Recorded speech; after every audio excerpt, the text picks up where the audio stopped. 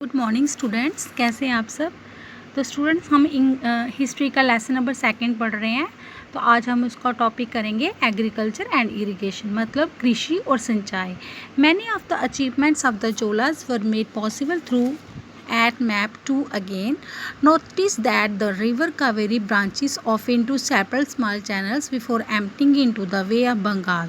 These channels overflow frequently, depositing fertile soil on their banks.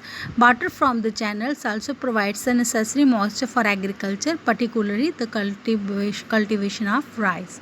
तो ये जो हमारा टॉपिक है कृषि और सिंचाई, इसमें बताया गया है कि चोलों की कई उपलब्धियां कृषि में नए विकास के माध्यम से संभव हुई।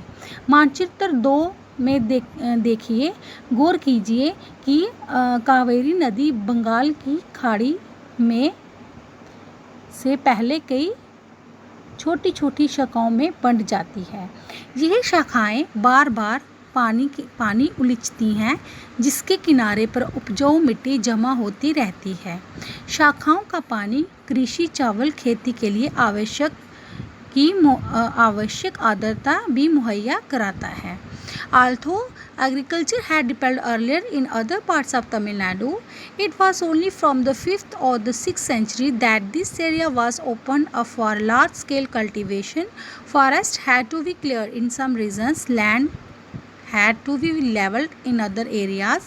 In the delta regions, embankments had to be built to prevent flooding, and canals had to be constructed to carry water to the fields. In many areas, 2 crops were grown in a year.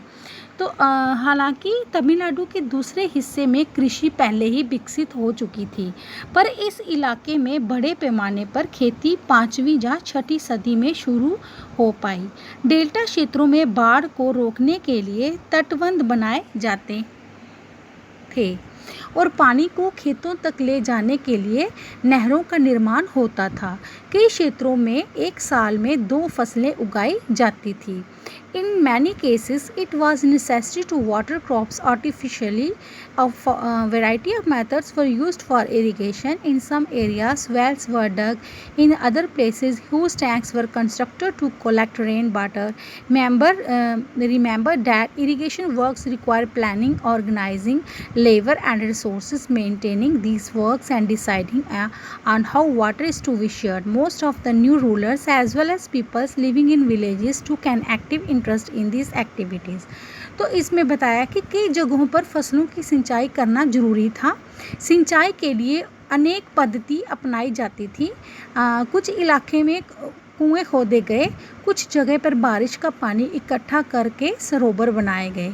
सिंचाई के काम के लिए योजना की ज़रूरत होती है, जैसे श्रम और संसाधनों की व्यवस्था करना, इन कामों की देख रेख करना, यह तय करना कि पानी का बंटवारा कैसे किया जाए। ज़्यादातर नए शासकों साथ ही साथ गांव में रहने वाले लोगों ने इन गतिविधियों में सक्रिय रूप से दिलचस्पी दिखाई। तो स्टूडेंट्स, आज के लिए इतना ही। कल हम नेक्स्ट टॉपिक करेंगे, topic the administration of the empire. Thank you.